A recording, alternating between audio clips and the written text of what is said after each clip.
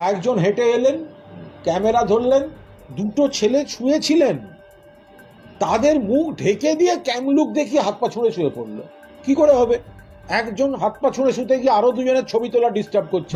আমি ভুলে গেলাম, কুণাল ঘোষ তো আবার 10 পাস, ও তো আবার 10 ক্লাসের বেশি পড়তে পারেনি। আপনিও জানেন, আমি হঠাৎ আমার মাথায় এলো, আপনি তার থেকে যদি এখন শিক্ষা, এইসব উচ্চ শিক্ষা এইসব নিয়ে প্রশ্ন করেন, জানতে চান, কি হবে বলুন? এরা হলো ক্ষমতা রয়েছে বলে, পাশে পুলিশ রয়েছে বলে, মাথার উপর মমতা ব্যানার্জির হাত রয়েছে বলে এই সমস্ত নোংরামি, অসভ্যতম ছ্যাবলামিগুলো মারতে পারে। পেশেন্ট আটকে গেছিল, কি করবেন? পেশেন্ট আটকে গেছিল, আপনি কি করেছেন? পেশেন্ট আটকে গেছিল, আপনি কি করেছেন? পেশেন্টকে আপনি রিলিজ করিয়েছেন, পেশেন্টকে আপনি রিলিজ করিয়েছেন। আপনারা চান পেশেন্ট পড়ে যাক, তারপরে ওটা নিয়ে আপনারা ইয়ে করবেন। চলুন। পাকিস্তানি জঙ্গি আর সব্যসাচীর মধ্যে কি পার্থক্য পান? ও ভারতীয়দের খুন করে জঙ্গিরা বলে যে যা মোদিকে বল, আর এরাও সাংবাদিক পিটিয়ে বলে যে সাংবাদিক যে যা মোদির কাছ থেকে টাকা নেয়। এদের একটাই ব্যাপার হলো যে এরা গুন্ডামি করবে, এরা দুর্নীতি করবে, এরা তোলাবাজি করবে, এরা রাহাজানি চালাবে। এর বিরুদ্ধে আপনারা যদি গণতন্ত্রের চতুর্থ স্তম্ভ হিসেবে এদের সামনে আয়নাটা তুলে ধরেন, তখন এদের নিজেদের রূপ দেখে, নিজেদের ভয়ঙ্কর কুৎসিত রূপ দেখে এরা নিজেরাই রিয়াক্ট করে ফেলছে। ভারতবর্ষের সবচেয়ে বড় নাট্যকর্মী তো মমতা বন্দ্যোপাধ্যায়, সবচেয়ে বড় ড্রামাবাজ। যান তার বিরোধিতা করুন, যান তার নাটকগুলো থামান। তিনি কেন বলেছিলেন কারোর চাকরি যাবে না? 26,000 একজনের চাকরি যেতে দেব না। তৃণমূল নেতাদের চোর বলো প্রকাশ্যে, মুখ্যমন্ত্রীকে চোর বলো প্রকাশ্যে, সেই পথেই তারই পদাঙ্ক অনুসরণ করছেন শিক্ষক শিক্ষিকারা। টাকার আশ্বাস দিয়েছিলেন মুখ্যমন্ত্রী, কিন্তু দেখা গেল যে পুলিশের লাঠি পেটা খেয়ে রীতিমতো শিক্ষা মাটিতে লুটোপুটি খাচ্ছে, গড়াগড়ি খাচ্ছে। এরপরেও পুলিশ বলছে যে ন্যূনতম বল প্রয়োগ করা হয়েছে, পুলিশ নাকি সংযতই থেকেছে। কি বলবেন? না, ন্যূনতম বল প্রয়োগের যে কথা বলেছে আমি 100% সহমত পুলিশের সাথে। কারণ পুলিশ যখন পূর্ণাঙ্গ বল প্রয়োগ করে তাহলে কি হয় আমরা সেটা দেখতে পাই। উলেন রায় যখন চাকরি চুরির বিরুদ্ধে প্রতিবাদ করতে যায়, তখন তাকে উত্তরবঙ্গ অভিযানের সময়, উত্তরকন্যা অভিযানের সময় বিজেপি কর্মী উলেন রায়কে পুলিশ গুলি করে হত্যা করে। রাজেশ তাপসের মতো যারা শিক্ষার্থী ছিল, যারা বাংলা ভাষার শিক্ষক চেয়েছিল, তাদেরকে গুলি খেয়ে রাস্তায় লুটিয়ে পড়ে খুন হতে হয়েছিল, মৃত্যুবরণ করতে হয়েছিল। সুতরাং একদম পুলিশ ঠিক কথা বলেছে। এই লাঠির মার, এই মাথা ফাটিয়ে দেওয়া, পা ভেঙে দেওয়া, হাত ভেঙে দেওয়া, এটা তো ন্যূনতম বল প্রয়োগ। তালিবানি রাজত্বে খুন করে দেয়নি শিক্ষকদের, এরা দুর্নীতির মুখোশ খুলে দিয়েছে। এরা মমতা বন্দ্যোপাধ্যায়ের প্রাতিষ্ঠানিক দুর্নীতি, শিক্ষা দুর্নীতির বিরুদ্ধে তারা আন্দোলন করছে। এদেরকে যে বুকে গুলি করেনি এই ট্রিগার হ্যাপি পুলিশ, এটাই ন্যূনতম বল প্রয়োগ। একদম ঠিক। আর মমতা বন্দ্যোপাধ্যায়ের কথা বলছেন, মমতা বন্দ্যোপাধ্যায় বলেছিলেন না মেদিনীপুরে দাঁড়িয়ে যে আমি কলকাতায় থাকলে 1 মিনিটের সমস্যার সমাধান করে দিতাম। এটাই ওনার 1 মিনিটের সমস্যার সমাধান। প্রথম 30 সেকেন্ডের উপায় বাতলে সব্যসাচীকে দিয়ে গুন্ডা লেলিয়ে, গুন্ডাদের দিয়ে সকালবেলায় মার খাওয়ায়, আর রাত্রিবেলায় পুলিশ দিয়ে পেটায়। সকালবেলায় তৃণমূলী গুন্ডার পেটানি, রাত্রিবেলায় পুলিশের পেটানি। এইটাই হচ্ছে মমতা বন্দ্যোপাধ্যায়ের সমাধান সূত্র। এটা বুঝে নিন। দুর্নীতির বিরুদ্ধে আওয়াজ যে তুলবে, হীরক রানী তাকে প্রাণে মারার জন্য যা করার সেটাই করবে, প্রমাণিত হয়ে যাচ্ছে। শুধুমাত্র চাকরিহারাদের যে আক্রান্ত হতে হয়েছে তা তো নয়, সেখানে তৃণমূল নেতা সব্যসাচী দত্ত এবং তার অনুগামীরা যখন যায় এবং সেখানে গিয়ে যখন সাংবাদিকরা তাকে প্রশ্ন করে, তিনি তখন সাংবাদিকদের হুমকি পর্যন্ত দেন যে আপনাদেরকে দেখে নেওয়া হবে।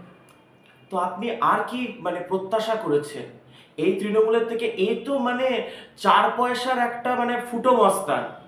4 পয়সার ফুটো মস্তান হচ্ছে সব্যসাচী। ওকে এলাকার লোকজন চুবাই বলে ডাকে, চুনবালি ইট এর সিন্ডিকেট করে বলে ওর এলাকায় নাম চুবাই। তো আপনি ওর থেকে কি প্রত্যাশা করেন? ও যখন বিজেপিতে এসেছিল ঘুরতে 2রা মে 2021-এর পর, যখন বিজেপির কর্মীরা বিধাননগরে মার খাচ্ছে, তখন ও ঘরের ভেতরে ঢুকে গেছিল। এই চুবাই তখন ঘরের ভেতরে ঢুকে লুকিয়ে পড়েছিল। এখন যেহেতু শাসক দল, যেহেতু পুলিশ আছে, যেহেতু ক্ষমতা আছে, তাই জন্য ক্ষমতার দম্ভে ওই 20টা গুন্ডা ফুটোমস্তান এসে সেই 20টা গুন্ডাকে নিয়ে এখন বড় বড় গুন্ডামি করছে। ওকে বলুন না পুলিশের ক্ষমতাটা ছেড়ে চলে আসতে, দেখবেন পশ্চিমবঙ্গ ছেড়ে পালিয়ে বিহারে গিয়ে রয়েছে। এরা ক্ষমতা রয়েছে বলে, পাশে পুলিশ রয়েছে বলে, মাথার উপর মমতা ব্যানার্জির হাত রয়েছে বলে এই সমস্ত নোংরামি, অসভ্যতম ছ্যাবলামিগুলো মারতে পারে। এদের না হলে মানে রাস্তায় কেউ তুলে বসার যোগ্যতা দেবে না। এখন তো তাও চেয়ারপারসন হয়ে রয়েছে। তৃণমূল মমতা ব্যানার্জি না থাকলে এদের পাড়ার তুলে বসার যোগ্যতা নেই। বড় বড় কথা বলছে এরা বড় বড় মানে বলছে সাংবাদিকদের গিয়ে মোদিকে গিয়ে বল পাকিস্তানি জঙ্গি আর সব্যসাচীর মধ্যে কি পার্থক্য পান। ও ভারতীয়দের খুন করে জঙ্গিরা বলে যে যা মোদিকে বল, আর এরাও সাংবাদিক পিটিয়ে বলে যে সাংবাদিক যে যা মোদির কাছ থেকে টাকা নে। এদের একটাই ব্যাপার হলো যে এরা গুন্ডামি করবে, এরা দুর্নীতি করবে, এরা তোলাবাজি করবে, এরা রাহাজানি চালাবে। এর বিরুদ্ধে আপনারা যদি গণতন্ত্রের চতুর্থ স্তম্ভ হিসেবে মানে এদের সামনে আয়নাটা তুলে ধরে, তখন এদের নিজেদের রূপ দেখে, নিজেদের ভয়ঙ্কর কুৎসিত রূপ দেখে এরা নিজেরাই রিয়াক্ট করে ফেলছে। এদেরকে প্রত্যাখ্যান করতে হবে, গণতান্ত্রিকভাবে বর্জন করতে হবে। অন্যদিকে ফিরহাদ হাকিম তিনি বলছেন যে পুরোটাই নাকি নাটক, এর পেছনে প্ররোচনা রয়েছে। মানে হলো ওই মেটিয়া বুরুজ বন্দর এলাকার তৃণমূলের একটা সময় হলো ও ইট পাটকেল ছুঁড়ে ভোট লুট করতো, লুটেরা বাহিনী ছিল। কাউন্সিলর টিকিট পায়নি বলে একটা সময় মমতা ব্যানার্জির বাড়িতে ঢিল মেরেছিল। এই ভোট লুটেরা স্যান্ডো গেঞ্জি পরে ঘুষ খাওয়া একটা মানে 4 পয়সার তৃণমূলী গুন্ডা, যে মিনি পাকিস্তান করেছি বলে বড় বড় বাতেলা দেয়, সে শিক্ষার কি মর্ম বুঝবে? সবচেয়ে বড় ড্রামাবাজ তো ওনার মুখ্যমন্ত্রী মমতা বন্দ্যোপাধ্যায়। ভারতবর্ষের সবচেয়ে বড় নাট্যকর্মী তো মমতা বন্দ্যোপাধ্যায়, সবচেয়ে বড় ড্রামাবাজ। যান তার বিরোধিতা করুন, যান তার নাটকগুলো থামান। তিনি কেন বলেছিলেন কারোর চাকরি যাবে না, 26,000 একজনের চাকরি যেতে দেব না? মুখ্যমন্ত্রী কেন বলেছিলেন? কেন এটা বলে নাটক করেছিলেন? ফিরহাদ হাকিমকে জিজ্ঞাসা করুন। শুনুন, যে স্যান্ডো গেঞ্জি পরে ঘুষ খায় তাকে ওই ঘুষ, রাহাজানি, তোলাবাজি, সিন্ডিকেট এসবই মানায়। শিক্ষা নিয়ে ববি হাকিমের মুখে কোনো কথা শুনবো না।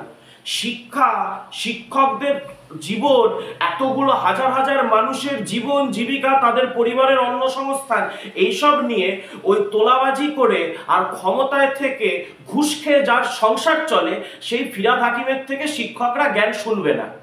কুণাল ঘোষ তিনিও একই কথা বলছেন যে ক্যামেরা দেখে নাকি শিক্ষক শিক্ষিকা তারা নাকি নাটক করছে, এবং তারা নিজেদের পরিবার ছেড়ে এসে এখানে রাস্তায় বসে নাকি তারা নাটক করছে। ক্যামেরার লেন্স বুঝে গেছে তারা, তাই ক্যামেরার লেন্সের দিকে তাকিয়েই নাকি তারা নাটকটা একদম ভালো মতন পরিকল্পিতভাবে শুরু করে দিয়েছে।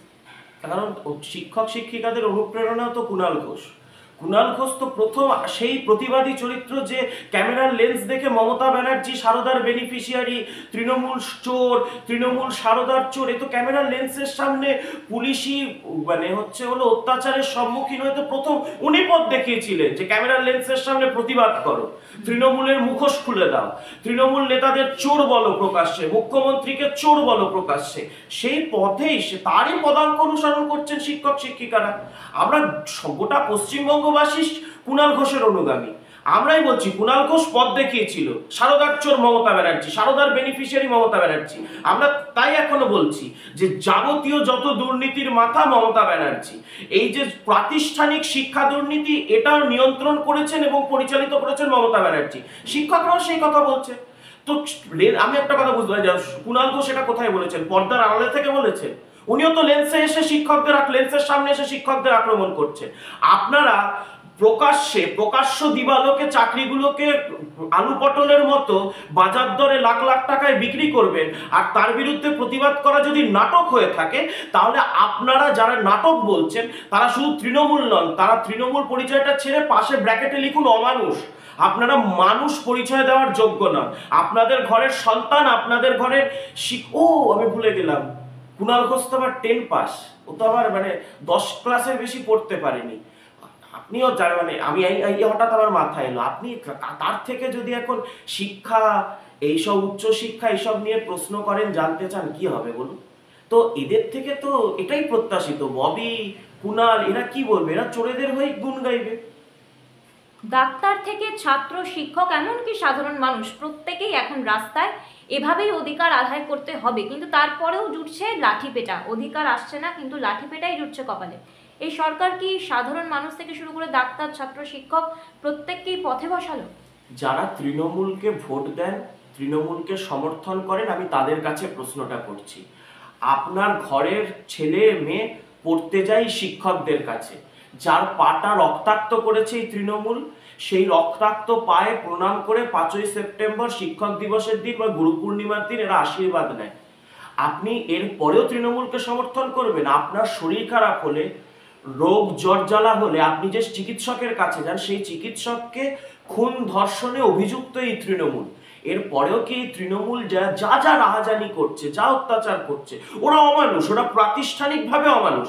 নিজেদের প্রমাণ করে দিয়েছে যে সমাজের যে স্তম্ভগুলো রয়েছে, সাংবাদিক, শিক্ষক, চিকিৎসক, সবাইকে এরা রক্তাক্ত করবে, সবাইকে এরা রাস্তায় ফেলে মারবে।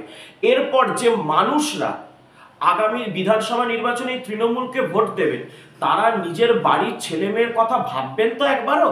নাকি 1000 টাকা 1500 টাকার ভাতায় নিজেদের মান সম্মান, পরিবারের ভবিষ্যৎ সবকিছু বিক্রি করে ফেলবেন?